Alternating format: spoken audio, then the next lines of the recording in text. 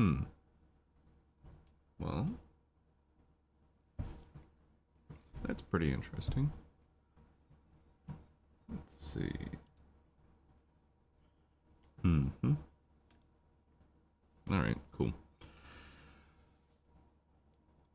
Just the gain just a little bit.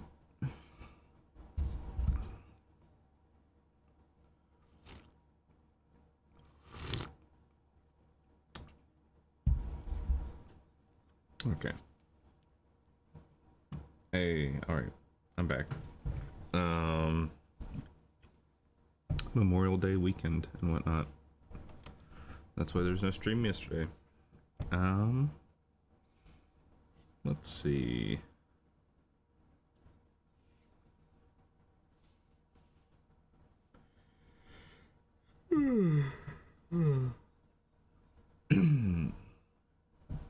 As I mentioned previously, moving forward, I think I'm going to alternate between days that I am doing personal projects and days where I am doing Master Shots Volume 2 challenge.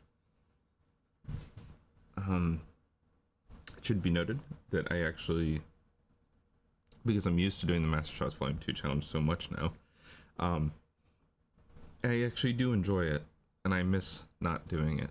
On the days where I'm not doing it, I'm like, man, something feels weird about my morning. It's like I didn't do my warm-up drawing session. That being said, getting things done that are actually viewable on YouTube and entertaining is more important in the long run, because yeah. Let's see.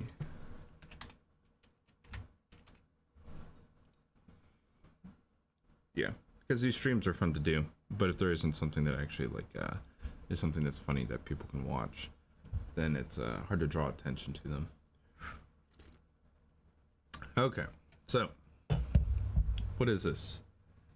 I gotta do my intro bit, and yeah, okay. So this is the Master Shots Volume 2 challenge. Designed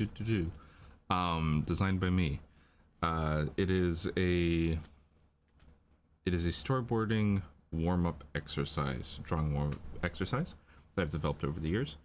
And the definition of warm-up has now become very vague, because sometimes the session will be like 1 to 2 hours long.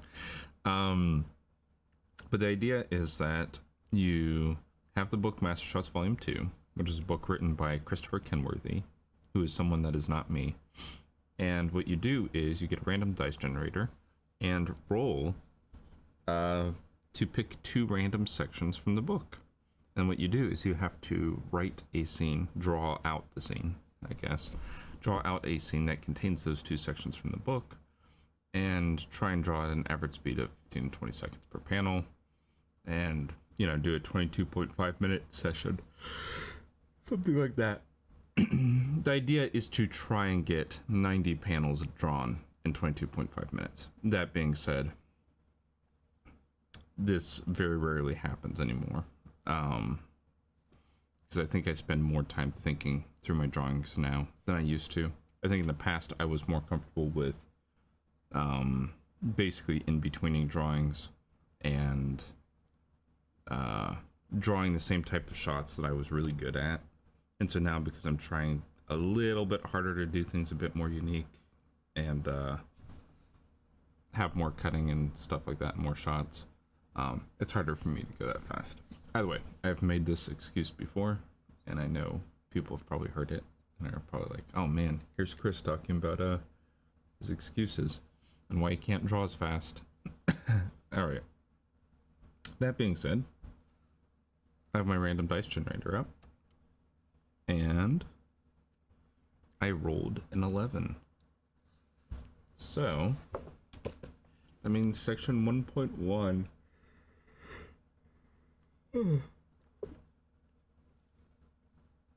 or alternatively, is there a chapter 11 in this book? Oh shoot, there is. There's a chapter 11. We'll say it's section 1.1.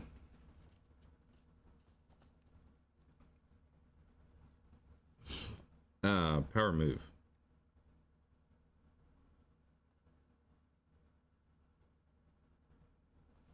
Okay, this is pretty simple. Power moves are really simple. Okay, yeah, I can explain this. Man, there's so many things I want to do in the mornings. I wish I had this as like a full-time job.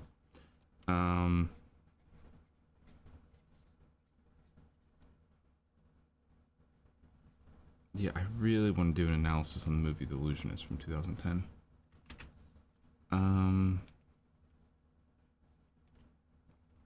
Because that was a dang good movie. Okay, so a power move. Okay, now I am going to say that the term power move is kind of vague here. You might hear people say a power move. It can mean a lot of different things. But in this book, what a power move is that it's essentially, let's say you have two different characters. You have two different characters where you have one character in the foreground. You know, it's not over the shoulder, as per usual. There's a character here. Here's character one. Here's character two. Character two, maybe he's like looking at a book or something like that. And when we cut over to character one, we're going to shoot him with a long lens. Here's character two reading the book. So we're going to shoot him with a long lens so we can capture his emotions better. So remember, a long lens compresses space.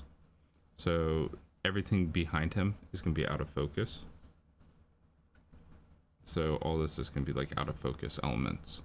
But then you notice in this shot, our first shot, we are completely, we are in like a wide angle lens.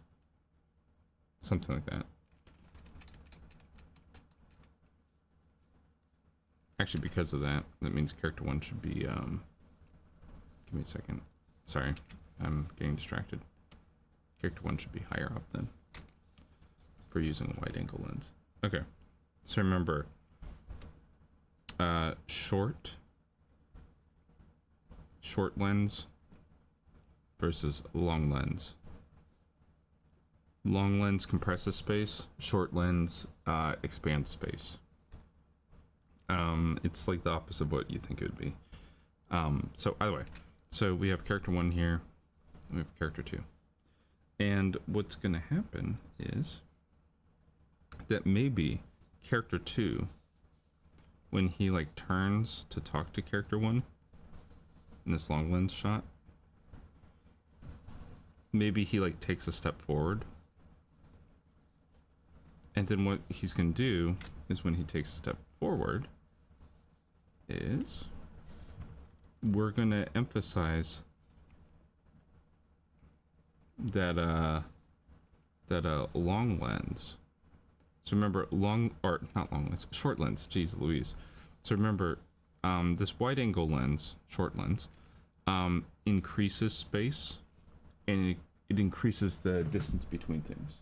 Visually, that's what it kind of feels like. Ooh, I'm getting an advertisement for AI viewers. Exactly what I wanted. And so what's going to happen is, you see, as he moves closer to the camera pushes past our other character, he now feels really big and intimidating from this low angle, wide angle lens. And so then we might cut back to our main character, character one. And now he might feel more intimidated, you know, because now here's this guy. See, here's this guy, and here's character number two. And so essentially what happened is this character who looked like he was small, and not really in control. And then, you know, he's just casually in the foreground here. You know what? I'm going to put him out of focus. I'm just going to do you all a solid and kind of show what I'm talking about. Look, I'm going to blur him just a little bit. You know, this might actually be really blurry. Okay, I'm going to blur him the minimum amount. I'm going to blur him 1. Okay. So he's blurred 1. And then here he's going to be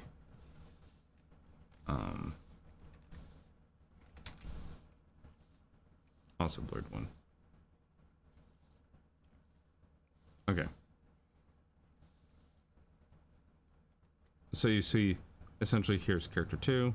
He seems rather insignificant. Character 1 feels like he's more in control. Character 2 is still just reading a book. Character 1's like, I don't know, complaining to him or something like that. And then what happens is character 2 turns, and then we cut back to this wide shot, which is then as he walks forward towards the camera, it's going to feel way more dramatic and more powerful because this wide angle lens is going to increase the distance and increase scale. And so then what happens is when he gets close to the camera, and the camera's going to have to look up at him, he's going to feel really big and intimidating and dramatic. And so then when we cut back to this shot, it now feels like he is much more powerful than character 1. And beforehand, it felt like he was weaker. Heck, if we wanted to emphasize this even more, he could be like totally in character 1 space. But yeah, that's a power move, or as described in the book. It's just, it's emphasizing on the fact that short lenses versus long lenses create different effects. And you can use those effects to your advantage when you need to create a power shift. Michael Bay does this this kind of concept basically ad nauseum. Like, his movies do this all the time, a ton. I'm trying to think how to describe it. His movies, every character basically is trying to make a power play for some reason. I don't know why, but like all of his characters are trying to make like power plays and power moves, or someone's trying to usurp someone else is a jerk over someone else. Like, that's just his whole shtick is people desperately trying to get control over other people. And yeah, so that's just that's a director that you could look for who kind of does this sort of concept a lot. He'd probably do a more dramatic camera push-in because he loves his camera push-ins. But yeah, either way. Let's see. Let's go into the next section.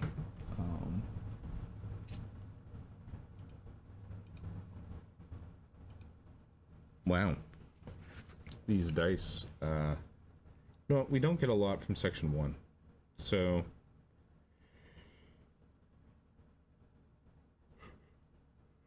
Okay. We are doing. Oh my goodness. Alright, we're doing section 1.4. So, section 1.4, what is it? We've done this before.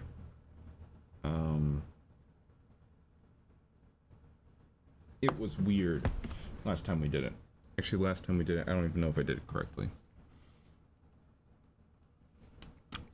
So, last time we talked about this,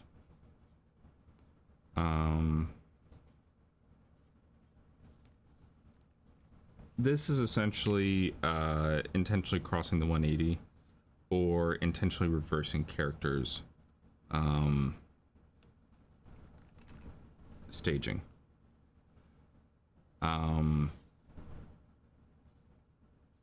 Or blocking, or whatever you want to call it. Staging versus blocking always confuses me because in animation people use it kind of differently than they do in live action. Yeah, whatever. Because it's a stage, so staging should mean where the characters are on the stage, right? No, false. It's blocking. Blocking means where the characters are on the stage. So yeah, crossing lines. We did this on session 26, which is not yet on YouTube. I need to upload it. Basically, it was, the 180 rule is that the camera in between two shots shouldn't go more than 180 degrees on a given semicircle, essentially. So the camera can move anywhere within here, and it can slowly shift where this circle is, but it can't just randomly decide to overshoot and go over here. And this was an example that I gave where I showed different examples of like how you can introduce new characters and change the 180-degree line. But yeah, so this scene is going to have to feature some sort of break in the 180-degree rule. So for instance, let's say we have a character here. Maybe they're waiting for something. Character 1, character 2. Character 1 is clearly on screen left, right, and then maybe they're talking to each other. Yeah, character 1's talking. Character 2 is talking.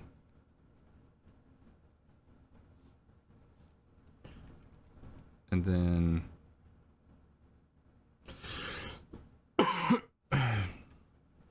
so here's the question I have about this section. Is does this section just mean the character is on the opposite screen space? So I could very easily get character 1 onto character 2 screen space. See, look, here. I've now cut to this shot.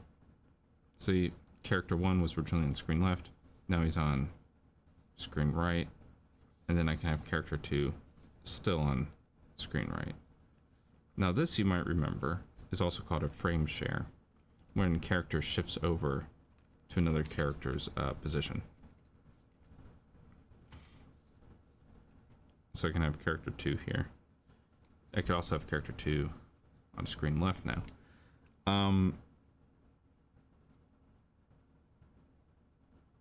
So this frustrates me because this is not actually crossing the 180. Yeah, the character is shifted over, but it's not really a 180 break. Sorry, I'm now kind of like mentally thinking, like I'm thinking out loud. So for instance, if you have character 1 here, maybe they're both, I don't know, looking at a killer whale, as per usual. Okay, so here's character, you know, I'm gonna make this guy frowning just so it's a little less confusing. Character 1, character 2. The 180-degree line has basically not been broken. Just because the camera, because the camera is still in front of them, nothing's actually been broken in terms of the 180-degree rule. It's just more is being shown in front of them. And so that's what I'm curious with this scene, this description of the book.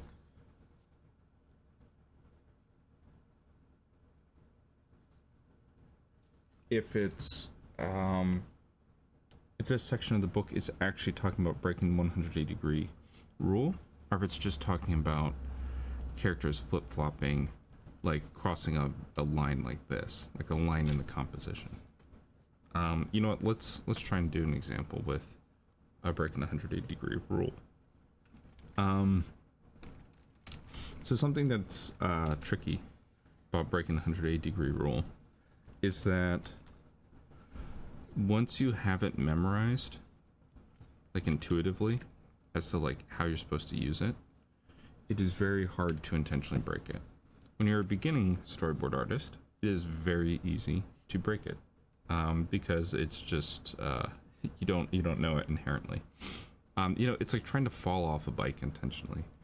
Like, it's very difficult to fall off a bike intentionally once you know how to ride a bike, because you know not to fall off a bike.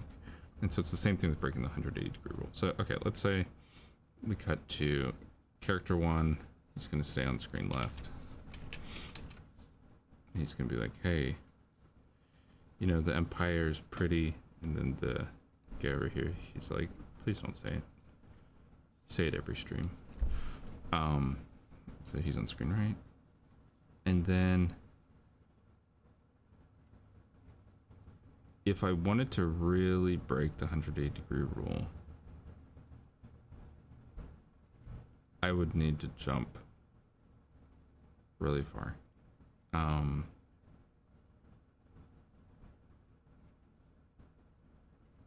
Okay, so I would need to have character 1.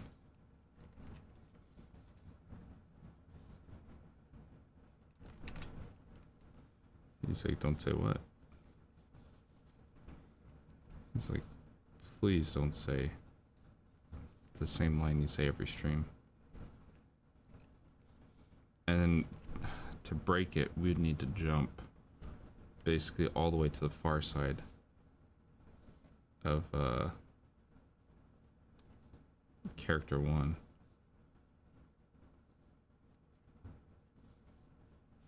See, this is a weird jump. You have to jump all the way over to the far side of him.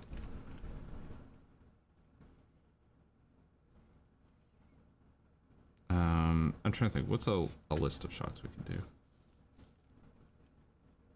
Yeah, sorry, this is actually tricky to do. It's tricky to yeah,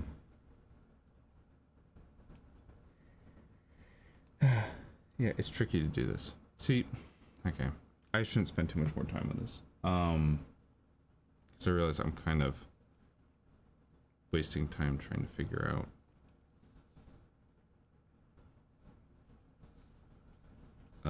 this shot.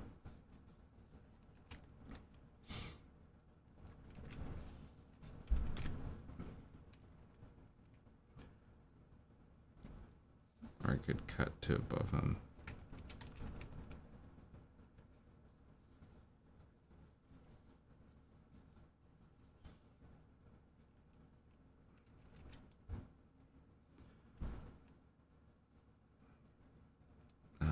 I could cut to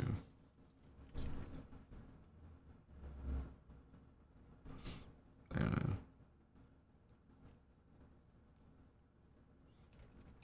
Maybe his feet or something like that. Maybe he scratches his feet or something with his shoe.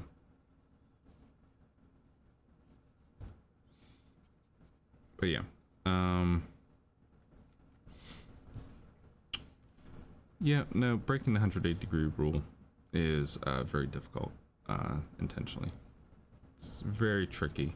The other problem is that there's a lot of ways that you can explain away like why you're not actually breaking it or why you are actually breaking it. So for instance, even the example that's given in the book, the example that's given in the book says it's a breaking the 180-degree rule. But it really isn't. Like, I'm just looking at it, and it isn't even a break in the 180-degree rule. Even the example it's given. It seems like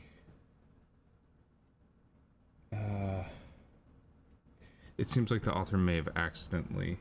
Sorry, I don't want to talk smack on people. This is just a little criticism. It seems like based off of the diagram that's set up that he may have accidentally assumed that the camera was in a position that it actually wasn't in, and it seems like he thinks that the camera jumped from behind a character to in front of a character when really it didn't. So I think that might be part of the issue. Either way, we are going to at least have a character flip screen space. They're going to go from screen left to screen right within one shot. That's what we're going to do. If we can get it to feel even weirder in a complete break in the 180-degree rule, then we can do it. But yeah, that's what we're going to focus on. Just yeah. Okay, so we're going to have a power move, and we're going to have crossing lines. Okay, well that took a bit of time. So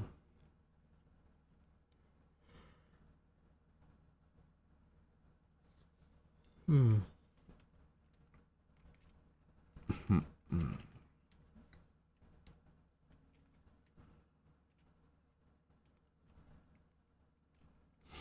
just making a new scene.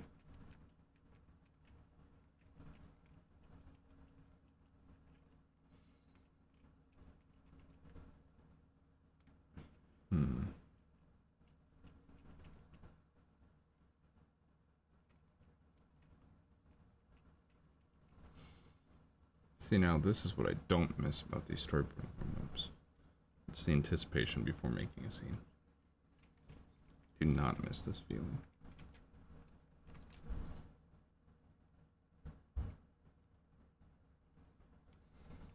There's a sense of dread before hopping into a scene. Every time. There's a real sense of dread because it's like I could totally mess this scene up. This could turn out to be really bad.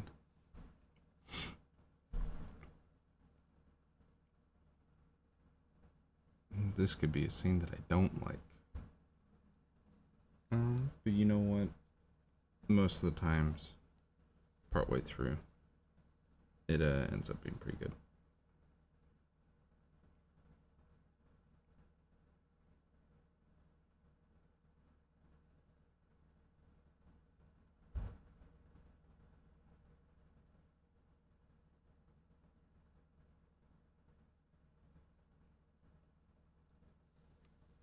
Okay. So, what should this be?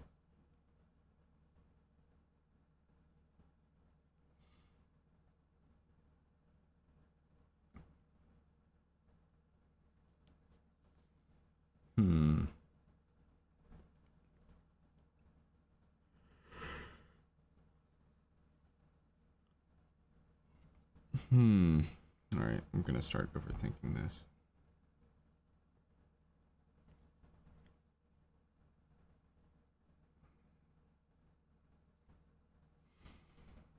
Might draw this from the infamous thumbnail view.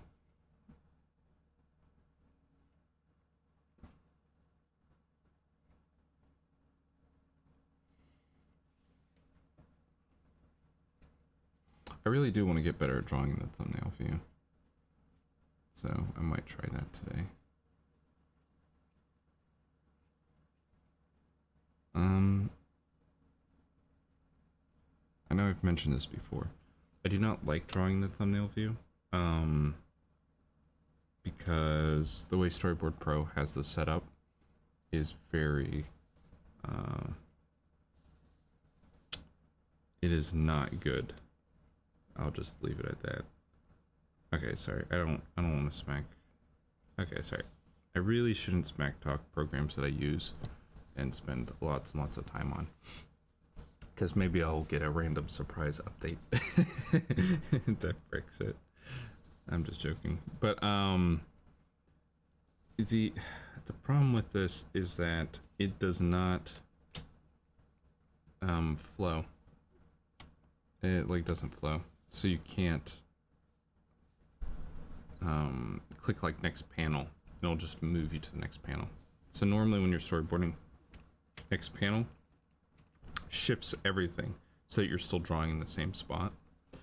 But the problem is that with this thumbnail view, you basically have to move your whole hand and draw on each individual panel and then bring everything down and then continue drawing. And it's a time-consuming process that's tiring. It's physically tiring because you have to constantly be moving instead of everything moving with you, which is how normally storyboarding kind of works. So, all right. Here's Chris complaining. Old man yells at clouds. Yeah, I got you. I'm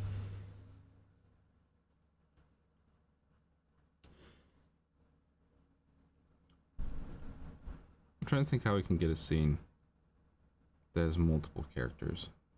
The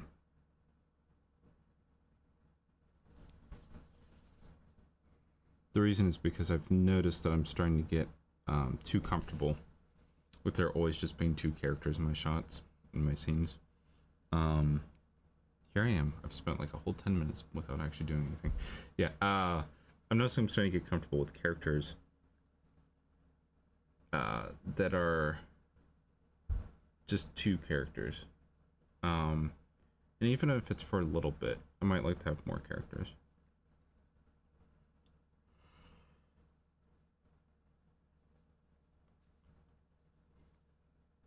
Hmm.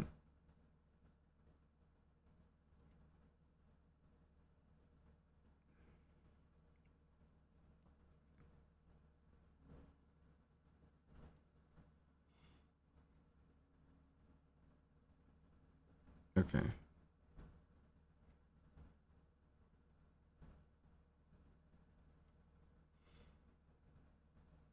Okay. I think I have an idea. All right, cool. All right, I'm gonna get my interval timer.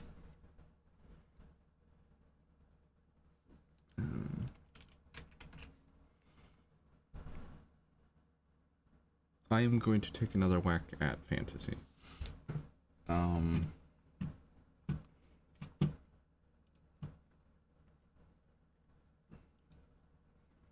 I've noticed I'm not good at fantasy, but I guess I should try it. So I'm gonna have a little bit of an establishing shot because I'm allowed to do that. This is going to be some sort of forest setting. There's gonna be trees or roots or something, and maybe some sort of outpost.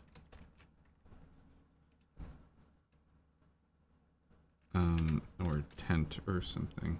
Let me think. There's something that has a bunch of people in it.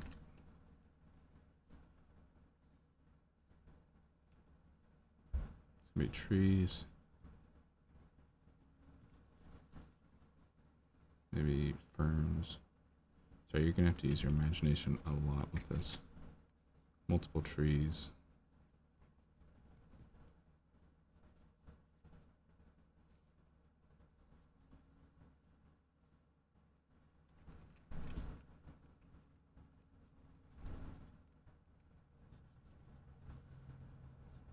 Yeah, this really doesn't work. This composition's awful. Okay, let me change that.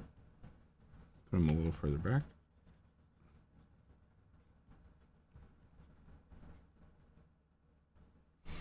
Okay, this will make sense in just a second as to what's going on here. I know right now it looks really weird, but it will make sense. Okay, 3, 2, 1. Okay, I'm jumping in. Cool. All right, just gonna be a character. He's leaning over. He's like talking to people. They are he's having some sort of friendly conversation with people where he's like, ah, haha, that's a funny joke. There's some other people under the shelter or something like that, and like he's I don't know. Yeah, he's laughing to himself. And then what's gonna happen is character in the foreground is gonna walk by on screen right because he is laughing and leaning back into screen right. So then this character in the foreground is gonna be on a different layer. He's gonna walk by, and then he's gonna disappear that way. And then our main character here is gonna see that.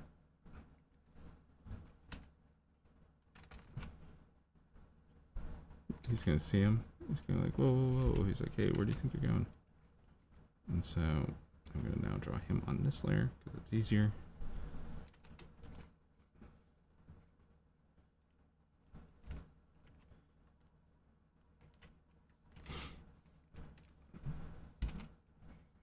So he's clambering out. And he's gonna come down this hillside or something like that. And what we're gonna do is we're gonna cut to the reverse. This character, maybe he's got a sword or something. He's like, it's raining. We're gonna have this be a raining scene. So here's this guy. He's like walking through the rain in the woods. We're now following this guy.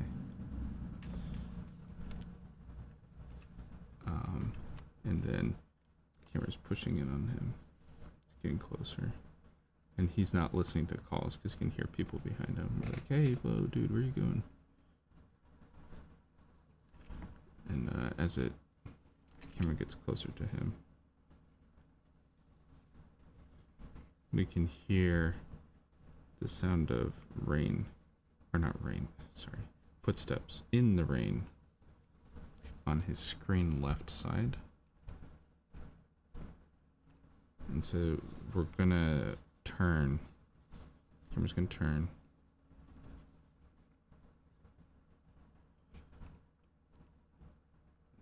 And we're gonna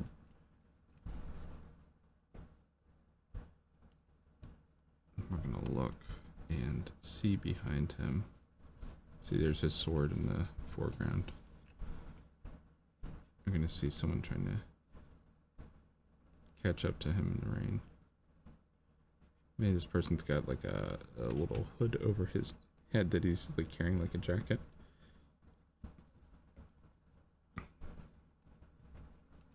And here's this, and then we're gonna have our character's face in the foreground, who's, I don't know, maybe he's mad or something, or he's upset. Something like that.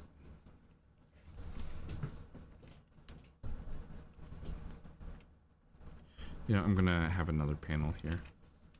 I think we did not, oh, did I draw that all in that layer? Idiot. Whatever.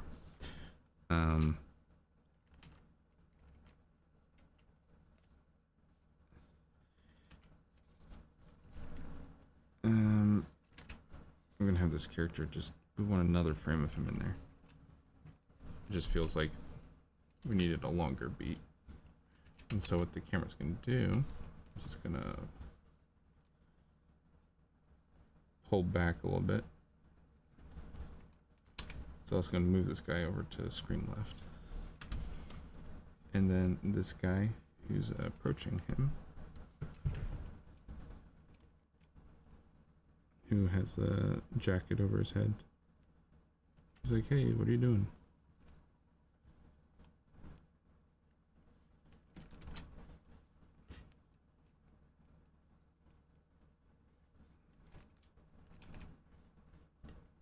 You know, actually, I'm gonna keep this guy off the screen. I'm gonna have it focus more on this guy.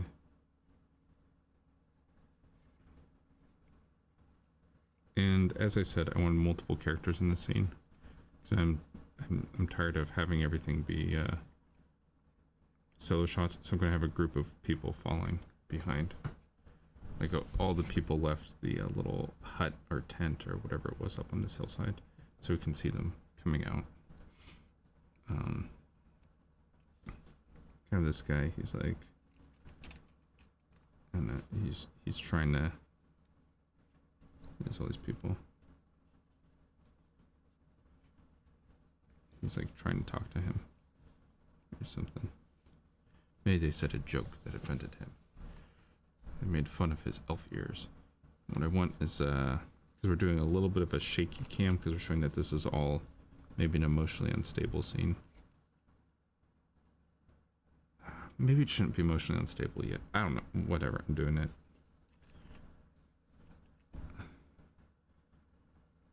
Yeah, guys, like, yeah, okay. You made fun of my elf ears or something. I'm joking. That is way too low stakes drama for this.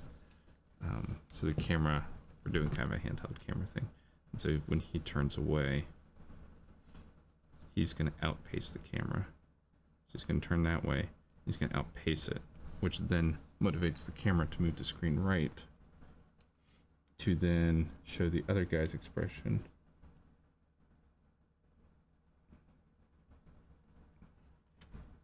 And we're going to see the other people running behind. And he's going to look back at his friends as like a social cue. Because there's this thing that people do when, like, you know, maybe they realize that they're making someone mad, they're making someone upset. They kind of look back at their friends to be like, wait, did I make a mistake? Like, you know, they use that as like a, you know, a signal before going forward, just to like make sure that they're not in the wrong. And so this guy doesn't know why this guy with the sword is mad. And so he's trying to catch up.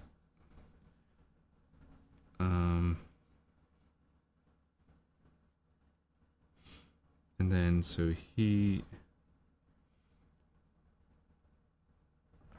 moves forward, but we need him to angle a little bit. I want him to angle a little bit so he crosses the gap of where the friends are in the middle. The reason is because if he just pushes the camera, I feel like that will feel weird. It'll make the camera feel floaty. But I want it so that he almost gets to a 3/4 angle and almost kind of get into a high angle, or low angle I mean, because the camera's just a little bit below him, so he's like trying to catch up to screen left. And then maybe there's like a tree that gets in the way, something like that. So here he still has the thing over his head. There's a tree that gets in the way, and there's the guy with the sword. Screen left. Sorry, when drawing in thumbnail view, I've said this before, everything gets really abstract, and you kind of just have to like go with it. And because of that tree that gets in between them, this will then force him to go into the shot that I want him in, which is I want them to be side by side in the same shot so we can see both of their faces at the same time. That's ultimately what I want.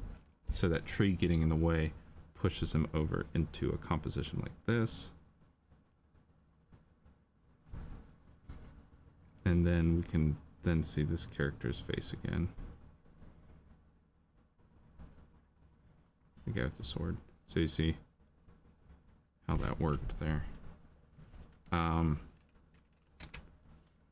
Because if he had just walked a little bit faster and then caught up, to me that would have felt a little forced and floaty. I don't think I've ever talked about floaty cameras and tracking shots.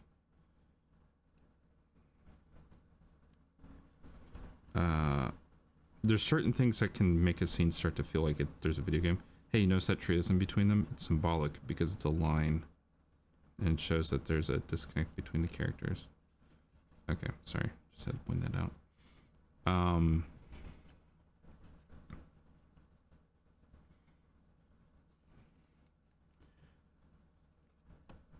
Okay, yeah. There's certain techniques and things that you can do that accidentally make a shot feel floaty.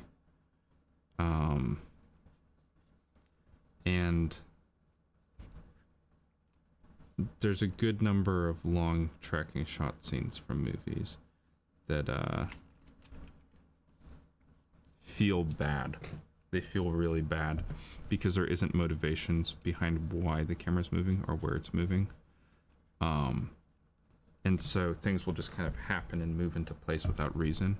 And so that's kind of why I think a good way to get characters where you want them to be is to, that was a weird sentence, is to use environmental objects and stuff like that. You can always use the environment to get characters into the shots and composition that you want, especially if it's like a forest or if it's a post-apocalyptic town or something like that. Like, you can just use anything that you want to get the right composition. It's just a level of what's your creativity.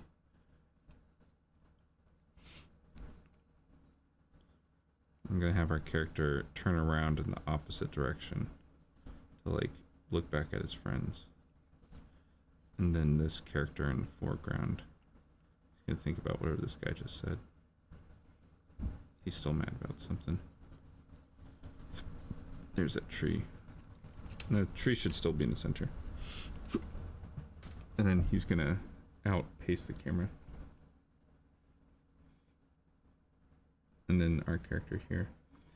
I know there's a rule for storyboarding, which is don't draw question marks. Don't draw shorthands for emotions. I'm breaking that because I do not care. Okay, yeah, so there's a rule for storyboarding, specifically if it's like for Disney or Pixar or something like that, that if you have to draw a question mark for someone's expression, or like use symbols, then you don't know how to actually draw the facial expression, and you don't know how to actually and that shows a flaw in like drawing skill and capability. However, in a thumbnail view like this, it saves time. It just really saves time. And so I don't care if it's a rule that's broken. The main important part is it time efficient? And does it get the point across? If that's true, then it's fine. Okay, sorry, this is me starting to sound salty. Okay, we're gonna have like some sort of barricade here. Like maybe this is a defense point that they're holding off or something like that. We're gonna have this guy walk around in a wide shot, because remember, we're gonna do a power move where eventually he's gonna turn around. So we're having him in this wide shot because he's invested in something. He's some sort of border or barricade, but he seems far away from the camera, and so it doesn't seem like maybe this is their half of the woods, and over there is like a battlefield or something. I don't know what. Destruction, death, smoke, something.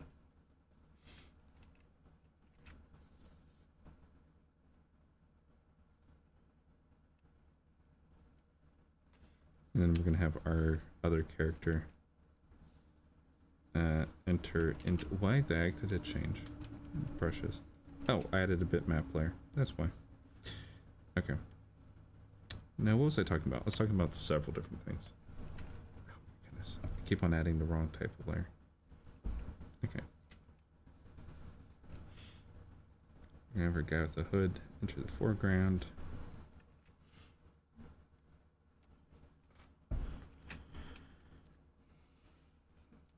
And we're gonna have this character over here. We're gonna have him start to walk.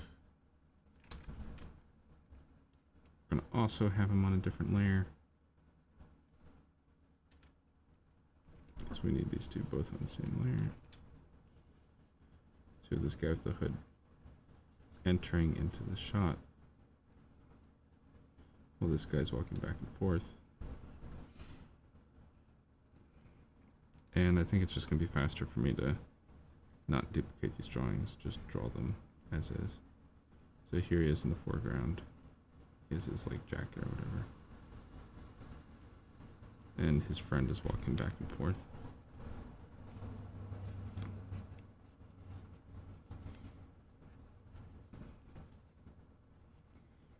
He's like trying to talk to him.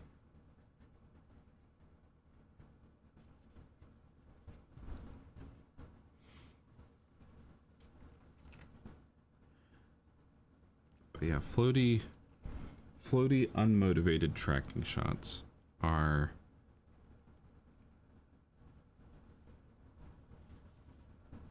the bane of my existence. Okay. Now, I don't want to, again, I don't want to insult directors I like. Okay, this isn't insulting. This is just criticism. There's nothing wrong with constructive criticism. The Northman. Okay. Hold on, I'm drawing this guy. He's in the rain. And we're going to get to a more static shot because we're building up tension. And we're using a longer lens, as I said, to get his expressions. And we're going to also have his friends in the background that are kind of like coming up.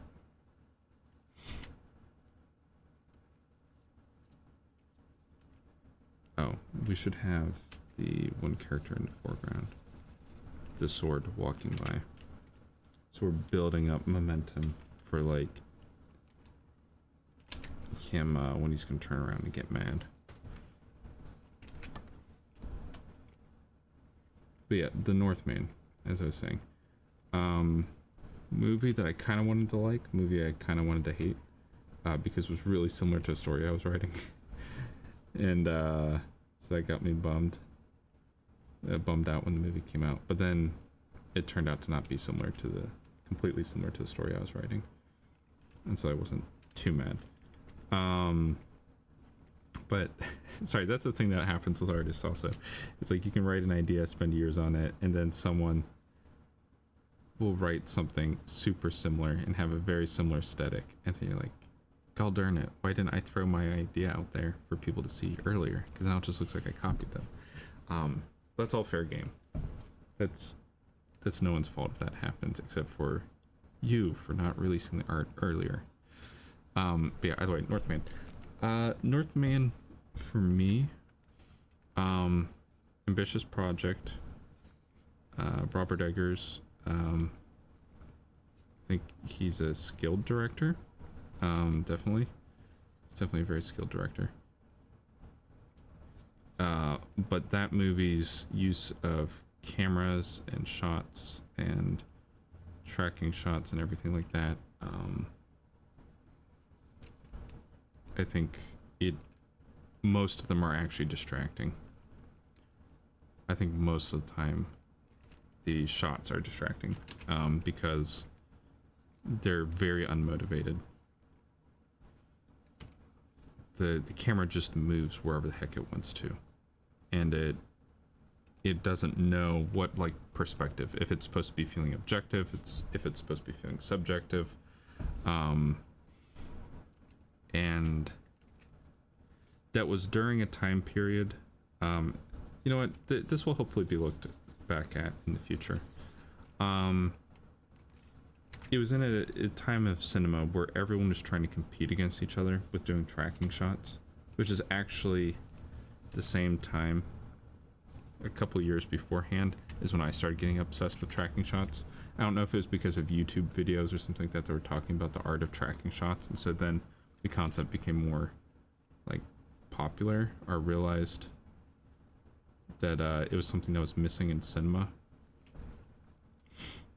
But yeah, no, everyone during that time period was trying to like outcompete each other, where it's like, I can do a longer tracking shot, I can do a longer tracking shot, you know. It's like, oh, this one's more technical, this one's cooler. It's like, here's the movie 1917, it all feels like one tracking shot. And you know, we had The Revenant. Actually, that might have also been it, because movies like The Revenant and Children of Men have like, you know, so many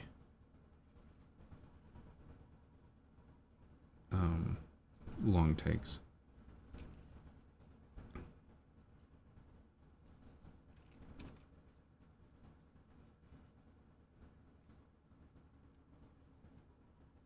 So this is gonna be kind of like a POV.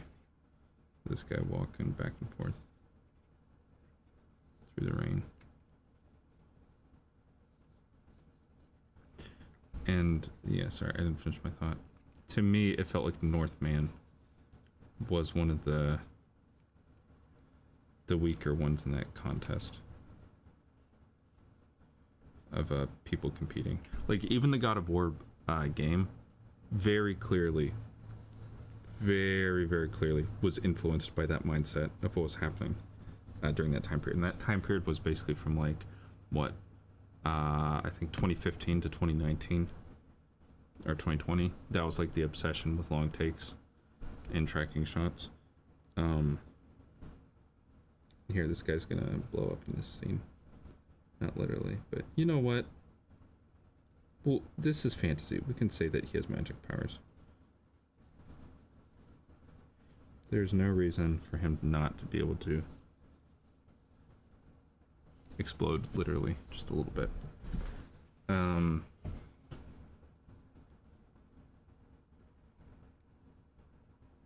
he's gonna like wave his hand out. And all the rain's gonna...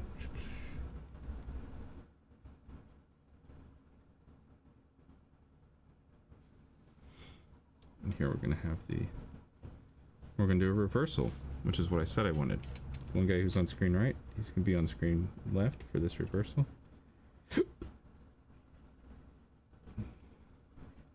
All of his friends are back there. And then all this rain, we're gonna see it. You see this shockwave go by. It's gonna go like... Ah! And the rain jacket that he's holding down over his head. All this water is gonna get blasted back. And maybe we'll cut to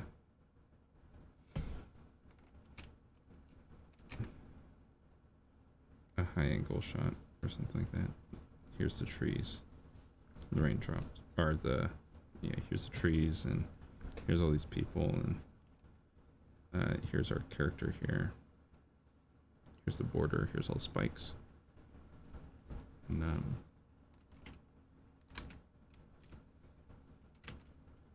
he's gonna, you know, do his little shockwave thing.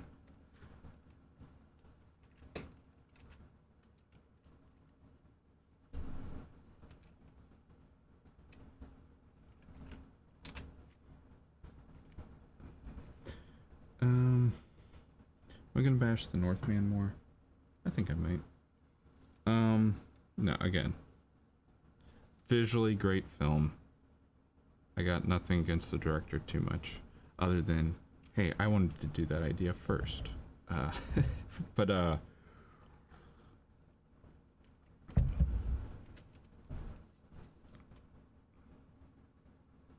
here's this guy with his hood basically knocked off.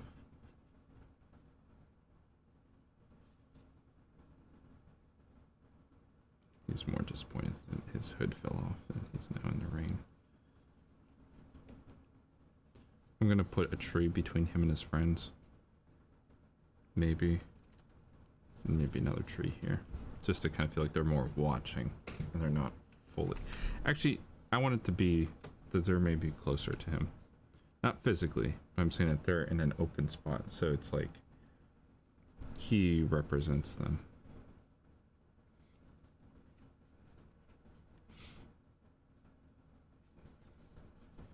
See, this is okay. Sorry, I don't want to brag, because you know, bragging about my own work. But I am glad that for the shot, I made a rule that there had to be multiple people. Just having that crowd in there is a good use of this negative space, because it's adding something to the shot.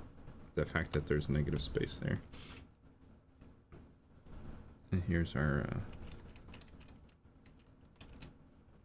character over here who's frustrated with the sword or whatever. He just created this shockwave or whatever. He's like, I'm angsty. Or something like that. And then he's gonna turn around. The camera's gonna push in. It's like, will you ever shut up or something like that?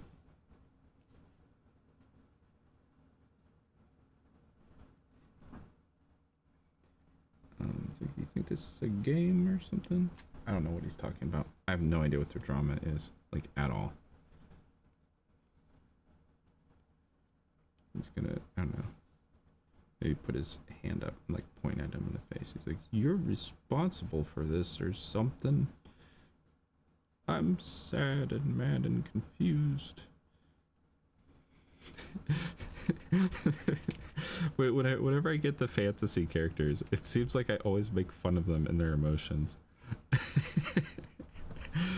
This is the last time I made a fantasy character for this. It was the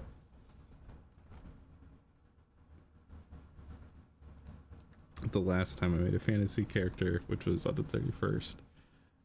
It was exactly the same thing, where it's like I just made fun of all the elf characters' emotions and every character's emotions.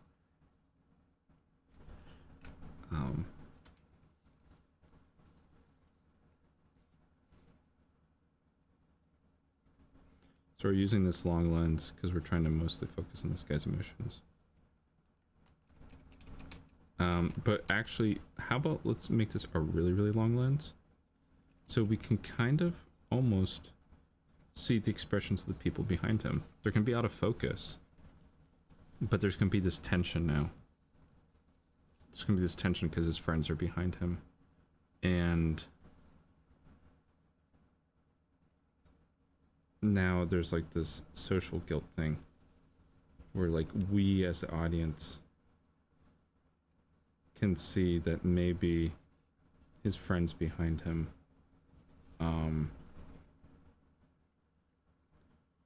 are like maybe now a little confused slash don't know what's going on.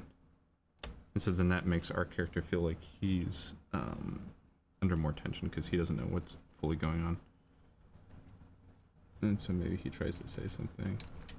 He's like, dude, I thought the Empire was pretty chill. Maybe you should like join it or something. Okay. And I think this is storyboard artist brain rot. Not necessarily like memes, but just the fact that it's like the inability to actually take the scene seriously that I'm doing.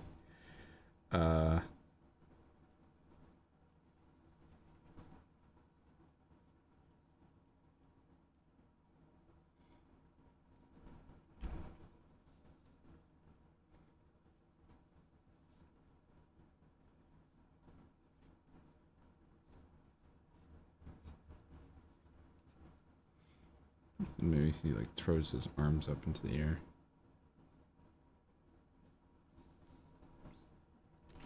Like yells, like, "Erg, I'm mad" or something. Yeah, he's gonna throw his arms up into the air.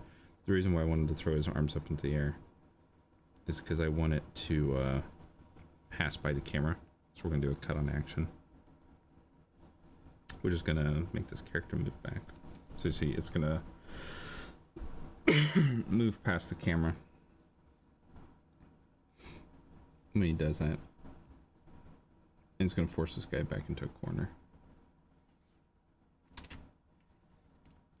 Maybe this is the, you know, the break into the third act. The big misunderstanding between characters. You know. If there was one thing Disney wanted for his legacy, it was characters always breaking up at the end of the second act.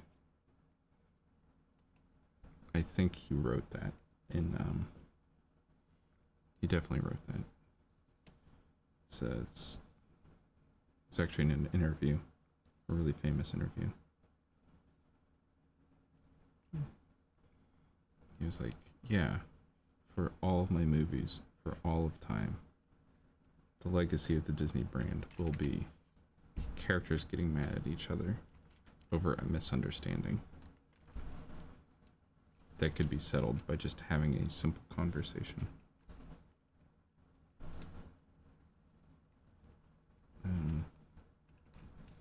And you know, Disney's been pretty, the company that is, has been faithful to that wish.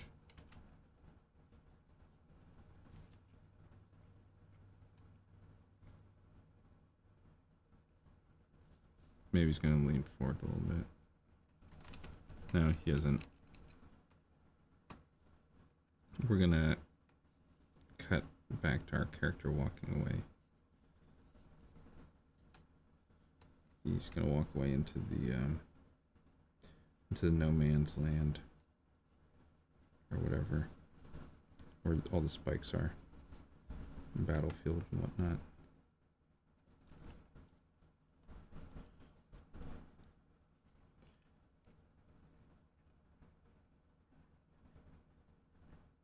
It's like, see it, chumps? I'm going out there. Going out there to fight the threat. Do the thing.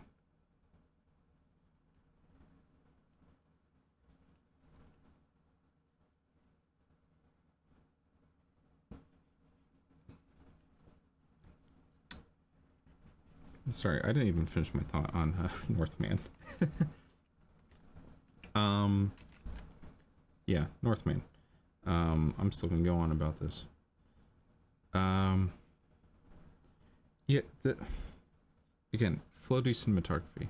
Not wanting to hate or anything like that, but like the camera would just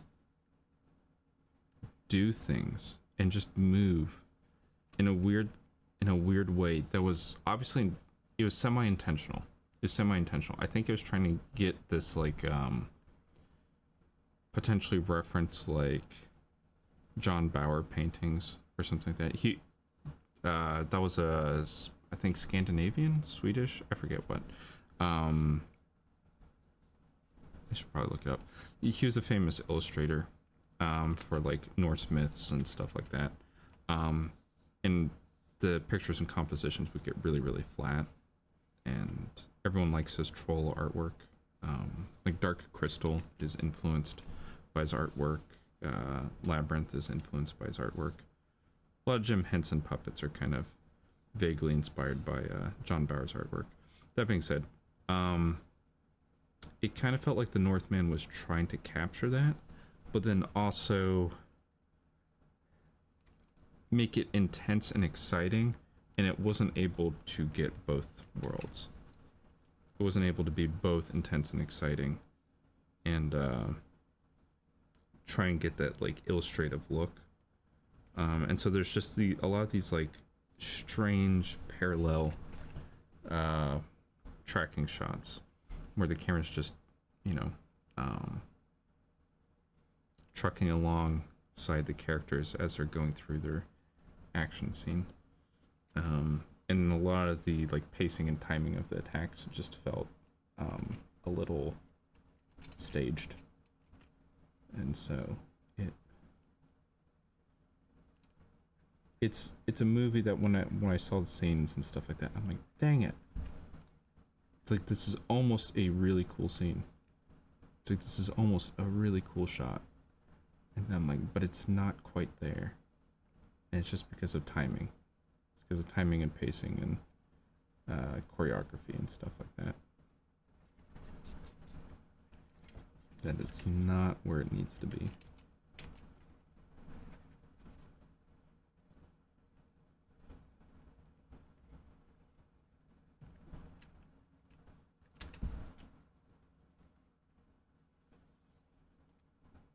Okay, I'm nearing the end of this scene. So don't worry, I'm almost there.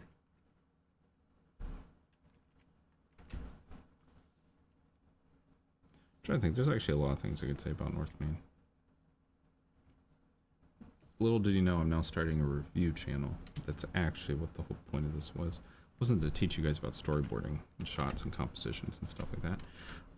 Secretly, I'm going to be a YouTube analysis, our YouTube movie analysis channel. And I'll have an angry persona. And then I'll have a dark version of my angry persona. I'll call myself the nostalgic cynic or something like that. I have a whole bunch of quirky side quests and stuff like that, and other characters.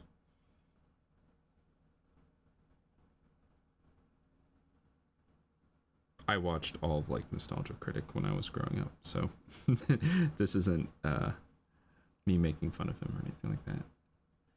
Doug Walker is impressive. Sorry, I'm switching subjects so much now. This scene was easy enough for me to do that I was able to talk this whole time without freaking out. Doug Walker, my hat's off to him for his ability to continue to make content and continue to have a fan base, even after the old fan base gets old and betrays him, and then he gets a new fan base that eventually gets old and then starts criticizing him a lot, and then he gets a new fan base. Like, the fact that he's able to do that and stick with it is really impressive. It's like super impressive that he can do that. All right, man, I just want to talk about the Northman so much now that I might continue this stream just because I want to talk about it more. I didn't finish my subject. Okay. I'm going to add a ambience layer. I'm just going to add some layer behind all these shots that makes it apparent that it's like dark and rainy. Okay. Just because I think this really needs the mood. I'm also going to add a layer in the foreground of all these that is kind of like a mist layer.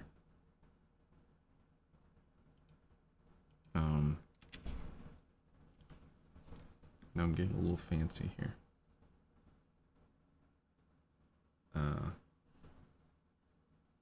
I just want something that makes all these scenes feel hazy.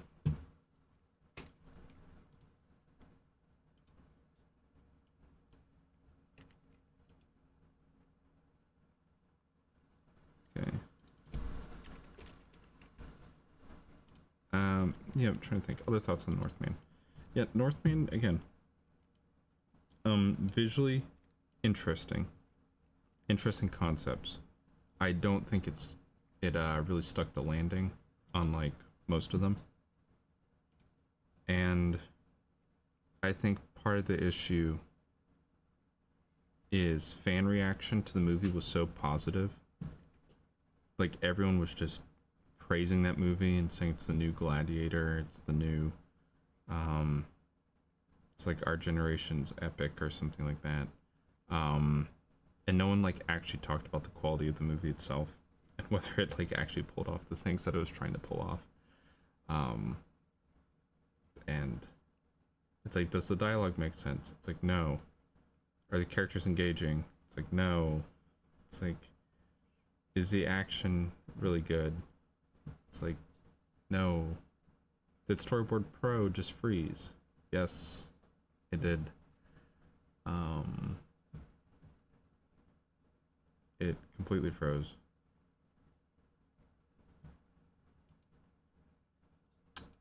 Not good. Whatever. Well, this gives me more time to talk about the Northman. There's no reason why pasting all those layers should freeze this. Oh, it's because they're bitmap. They're not vector. That's why. Okay, that's on me. That's my fault. I should not have pasted a whole bunch of bitmap layers. That greatly increases the file size. That was me. That's my fault. I might go in later and change that. I think other things on the Northman.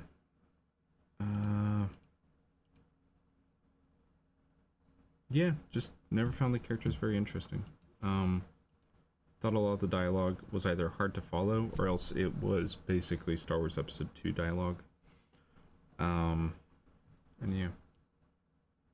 So, great director, great aesthetics. This is all coming from me, just talking about floaty tracking shots. Okay, so here's a character up here. See, there he is. He's laughing and something. There's other people. They're under a hood or a tent or something. He's laughing and someone walks away. It's like, whoa, hey, come back here, buddy. So the camera pushes. Ooh. Give me a second. This should be a bigger push-in. This should be a bit more dramatic. We are going to push in even further. This is going to be a really big push-in.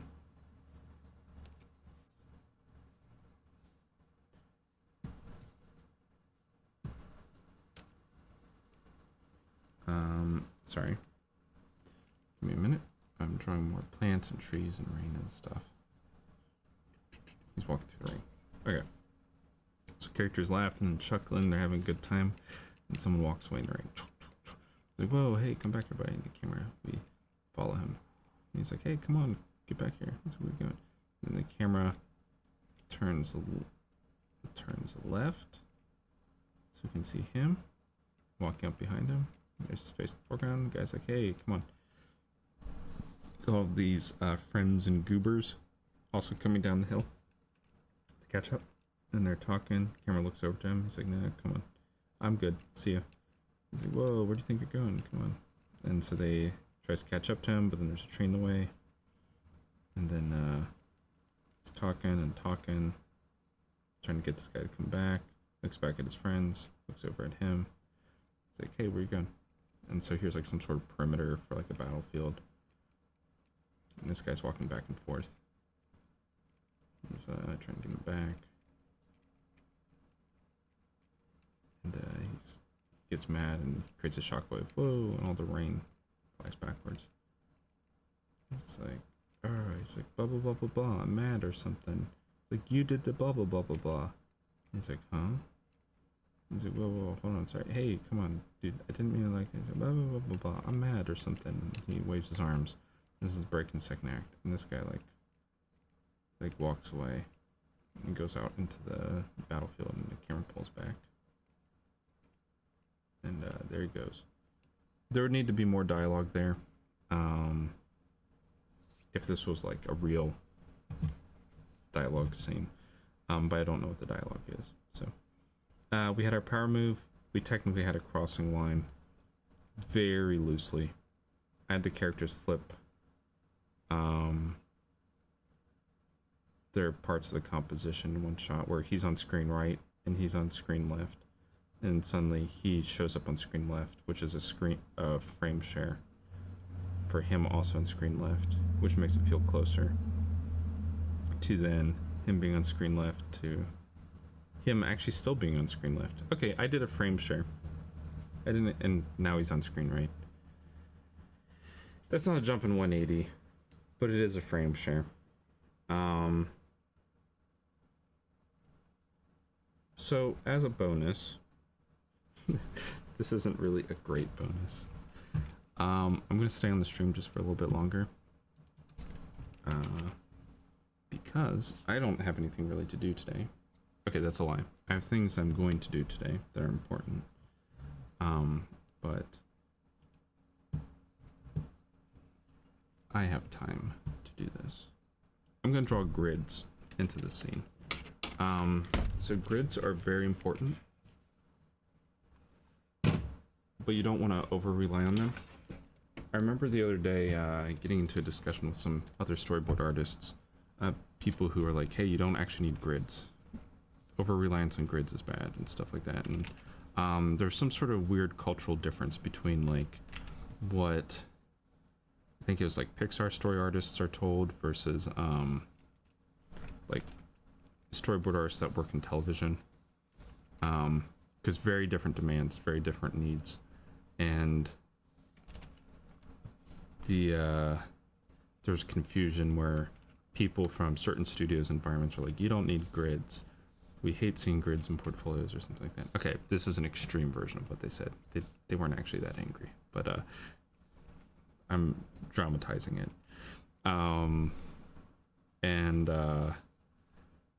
Yeah, and then other people, I think myself included, were like, no, actually grids are really useful because they help animation teams and other people to know what you're doing very easily and very quickly. And then for certain pipelines, they're like 100% necessary. By the way, grids. What am I doing with them? I usually draw very, very loose grids. See how I'm drawing this like little grid down here at like 20% opacity, not higher. I'm just going to emphasize that it does not need to be any higher than this in terms of its opacity level, at least for what I do.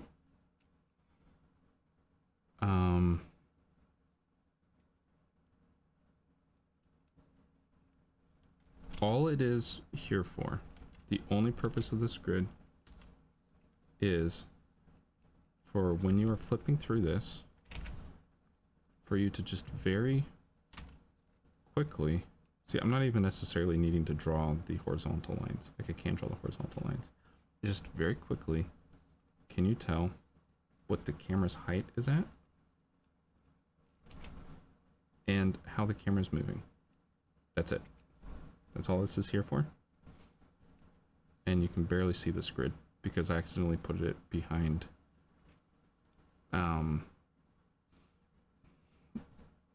accidentally put it behind the background layer. So, oh well.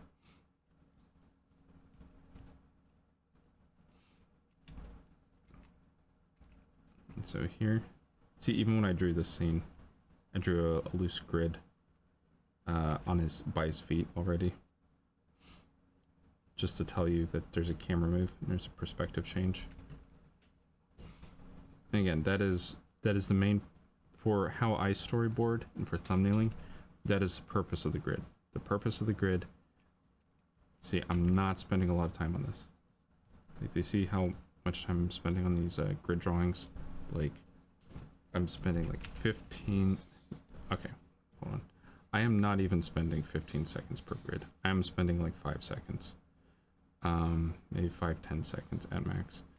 For these grid drawings. So, see, it's like grid 1, 2, 3, 4, 5. Okay, next. It's like camera move 1, 2, 3, 4, 5, 6. Next. It's like 1, 2, 3, 4, 5, 6, 7. Next. It's like 1, 2, 3, 4, 5, 6. Next. Camera turns 1, 2, 3, 4, 5, 6. Next. 1, 2, 3, 4, 5, 6. Next. 7. See, that's it.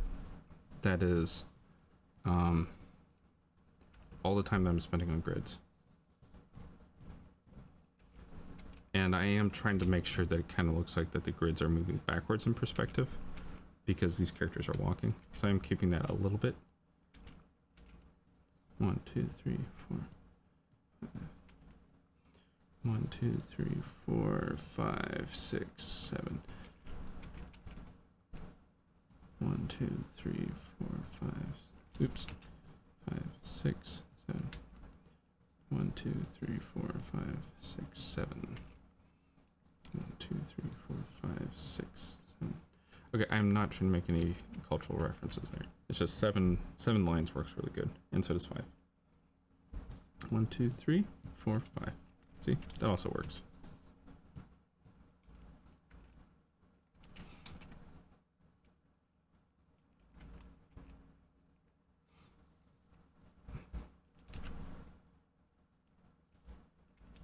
See, I added a line near the top to make it look like that they've traveled another couple feet.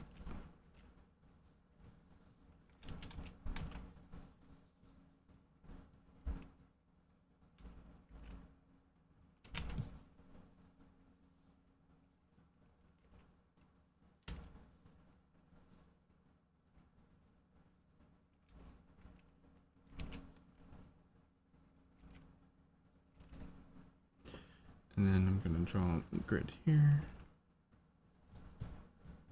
See, really fast. I am not spending a lot of time.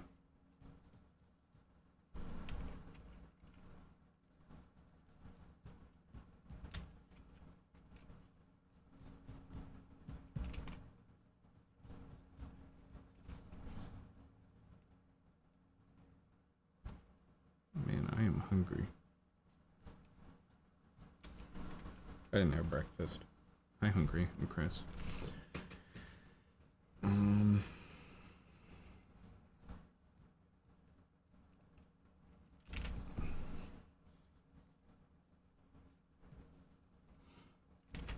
This perspective grid looks a little weird.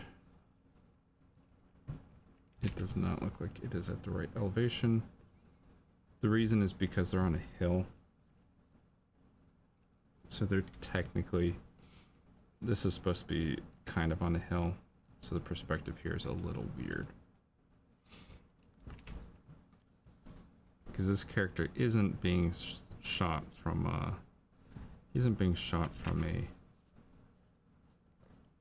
low angle or a high angle, but the position of the characters in the background kind of makes it look like that.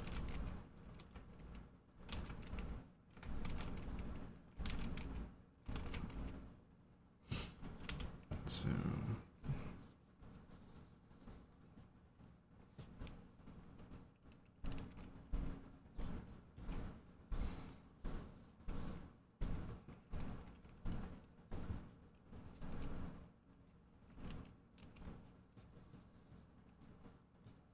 oh wait, I didn't stop talking smack Or I did stop talking smack on Northman. Nah, I'm beating a dead horse here.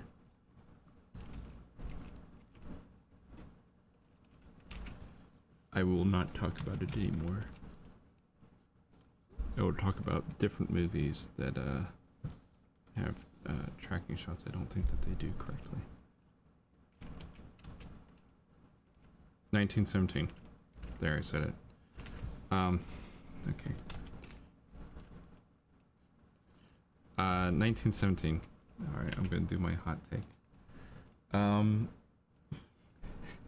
You know what? For somebody like me who likes doing tracking shots, I'm probably accidentally gonna start making enemies of every single person that would want to hire me, which is people who need long tracking shots and long takes done. But again, they usually have previs teams to do all that stuff at this point. So I don't even know if they'd need me. But what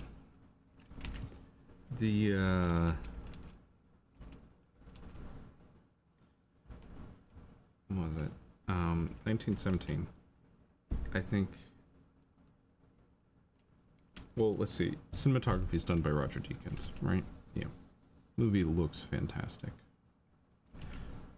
Lighting looks fantastic. Aesthetics, great. The problem I had with it is, as per the issue that I said with Northman, it's the floaty camera. The camera is too floaty, and the actions that happen are too staged and choreographed. That was just kind of my issue with the movie. Compositions in the movie feel very, very forced, to a point where like it is going from like one composition to another, and you can tell that when even before something's about to happen, you're like, oh, let me guess, that wall there is about to form a composition like this when you're watching the movie. And so like it's very, it feels like it's on the nose when watching it. It just, at least that was my opinion, it felt very on the nose, where it's like, okay, we're doing a type of scene like this or type of shot like this, before you even get to it, you know what's going to happen. And maybe that's just because like I studied and analyzed so many tracking shots and long takes, but this kind of felt like when watching the movie, I was like, dang, this is kind of cool, but it's not unpredictable. It's predictable, in terms of how the camera's gonna move. And I think that's what makes, like, dang it, who's the cinematographer that did like The Revenant and Children of Men? Their style, I think is really good because they, dang it, I should know their names. The fact that I don't is bad. Their style is good because while it's long takes, nice tracking shots and whatnot, it is still chaotic. It's like you're there and it's very controlled, and there's, you know, great compositions and stuff like that happening in it, but it's still chaotic, it's still a little bit shaky, and there's a level of unpredictability to it, and so that still makes you nervous when watching it, versus something like, as I said, 1917. I don't think that movie's ever visually unpredictable. I think everything it does is very choreographed, long before the things ever happen. But yeah, that doesn't mean it's a bad movie. I'm just talking about my particulars when it comes to tracking shots and long takes in movies. I'm a man of many opinions. Some of them good, a lot of them probably average. Let's see. All right, we're gonna go through the scene again. Now let's see. I added all these grids in. Now I spent an extra, like, 10-15 minutes just to throw these in here. See, now look how much easier it is to follow the actions. Now that there's, oh my gosh, it's actually not that much easier because the, god darn it. Give me a second. I'm fixing this. I was about to talk big and everything, and now I'm like, okay. I am going to delete all these and place them at the bottom so you can see the perspective grids. And it did not do the thing they just told it to do. It's unfortunate. It's really unfortunate. Okay. Copy. I'm gonna change it. You know, if I just change its lighting even, that'll do it. Okay. Layer, paste layer special. Over existing layers with same name. Place layers at bottom. I have found a bug in Storyboard Pro. Okay. That is supposed to delete the old layer and then shift it down. That's not, but whatever. Okay, so hopefully this will be more clear now with the grids. So see, here's the character. Oh hey, try to catch up. So you can see the perspective grid a little bit and how the camera is moving.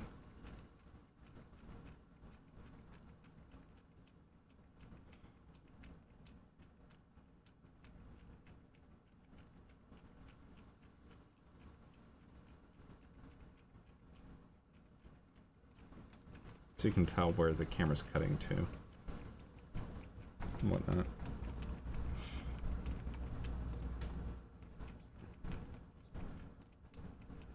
Now, if you want something really interesting, you know what?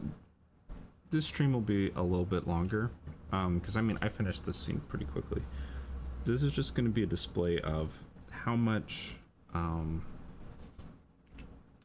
just adding a tiny bit of shading changes everything. So remember, thumbnails to adding the grid helped clarify a lot.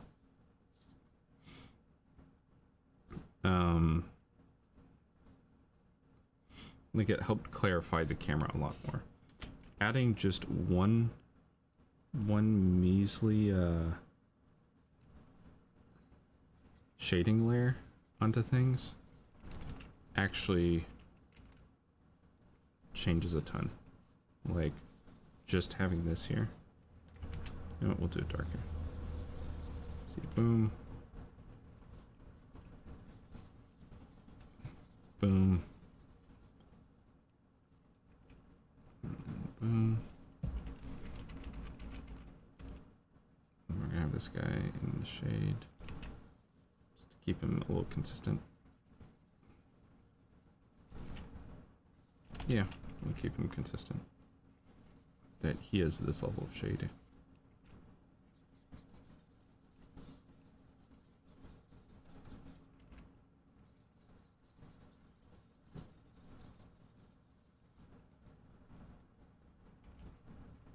So you see very quickly, you can tell this guy's in the foreground and that guy's in the background. Why? Because we have this shading.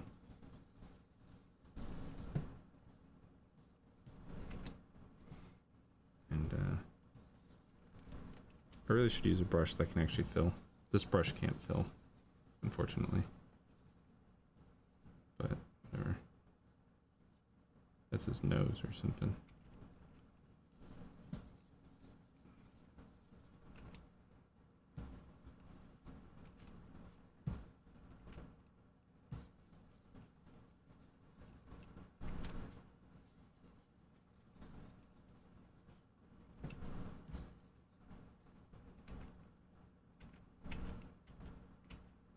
I'm gonna shade that tree in, just because it's kind of hard to see that there's a tree there.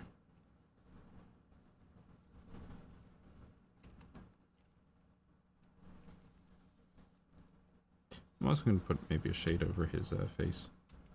A very light shade, because he has a hood over his face.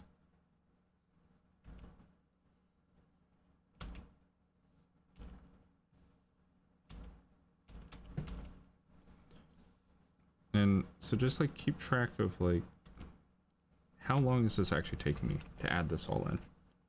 It is not taking me a long time, like at all. I'm spending seconds per panel of adding shading for this. Okay, I'm gonna do this guy all first, and I'll do the other guy second. I'll do a second pass because it is faster to not have to constantly pick and change the opacity. So it is better to just do everything with one character, go back, do everything with the other character. Don't try and do both characters at the same time. Okay, so you see how long am I spending on this? 1, 2, 1, 2, 1, 2, 1, 2, 1, 1, 1, 1. Okay. Like, this is not something that you should be thinking about. This is something that should be easy enough that you can hold a conversation while doing it. For thumbnail pass on this. Now granted, if you are doing extremely clean cleanup, you can be like, Chris, what the heck are you talking about? Also, I'm gonna add white here, just because he's making a little shockwave or something like that. And I'm gonna make his eyes glow, and here's like the rainwater splashing up.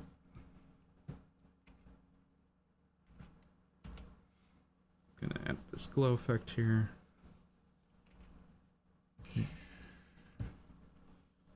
we're gonna have all this stuff.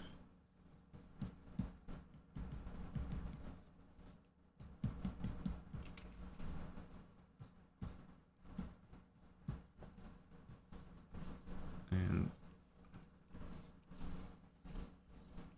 there. We're gonna have this little glow here.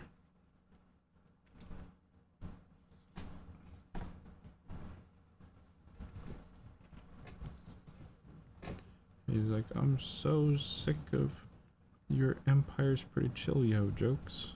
They aren't funny. They never were. It's like, stop making them every stream. Okay.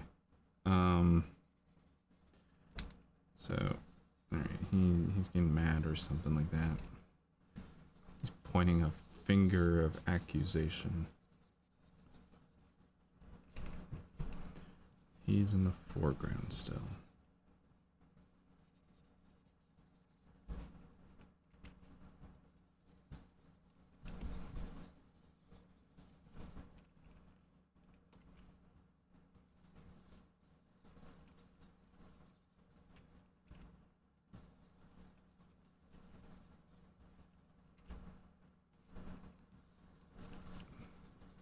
Okay.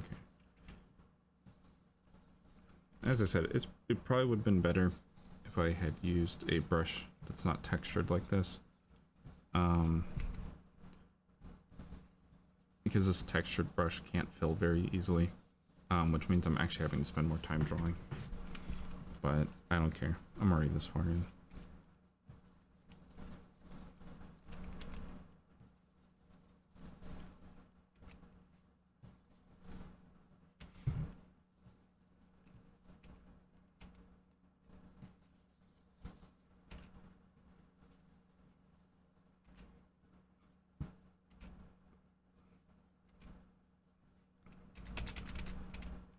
Okay, and then I said I will fill in the other guy. This guy. Because I said it takes too much time to try and fill them both in. It's easier to do one character, then go to this character. See? Now I'm going to go to this character. And now I can actually track where the shadow line is better. Because I'm doing it in every panel.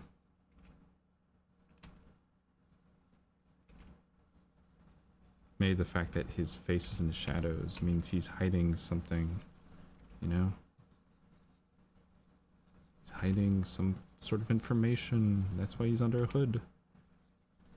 See, it's all symbolic. 99% of symbolism, I think, when storyboarding scenes and stuff like this is accidental, and then you realize it afterwards, or like, oh, that's kind of symbolic of what's happening. And then you tell people that it was intentional the whole time.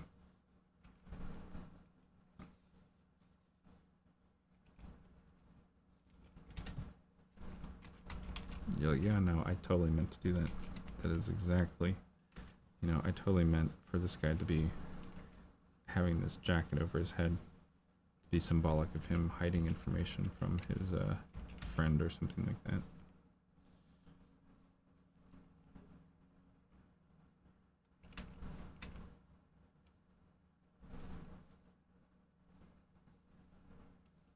I put a lot of thought into these scenes, you know that? Like, maybe if this opacity layer would actually change correctly, that'd be nice. You're now joining the Snarky Chris show. And now the hood is off. You can't hide any more secrets.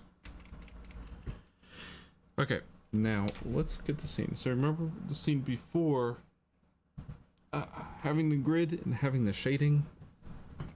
I wish I had copied and pasted it just to show you guys. So you believe me on this. But yeah, see, like, look at how much more clear this scene is as to what's happening. It is really clear as to what's happening.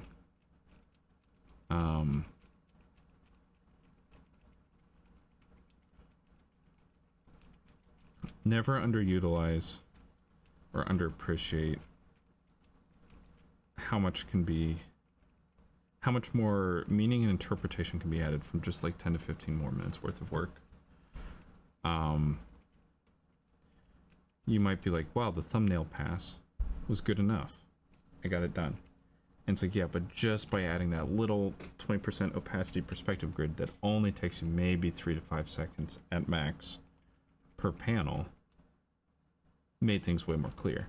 And then adding the shading here, which only took like what? Sometimes at average, like 2 seconds, like genuinely 2 seconds per panel. That made the clarity of this scene infinitely, like, I don't know, clearer. And so, this is what, 100 panels long.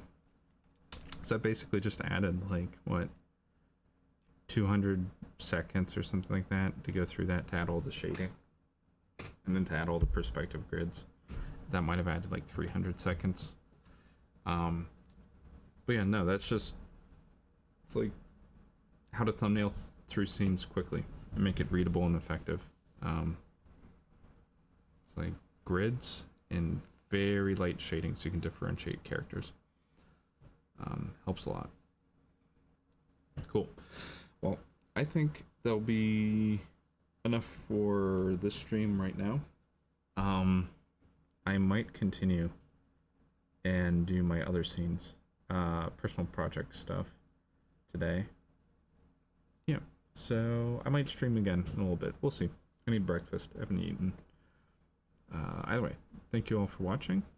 This turned out to be, again, another good stream. As I said at the at the beginning of this, the first jump into a scene is what's like most daunting and like scary. But then very quickly it turned out, I was like, yeah, no, this isn't a difficult scene. This isn't anything too bad. So, yeah. Hop into scenes. Don't get scared. It's, you just gotta do it every day. Alright. Well, have a good day. See ya. Bye.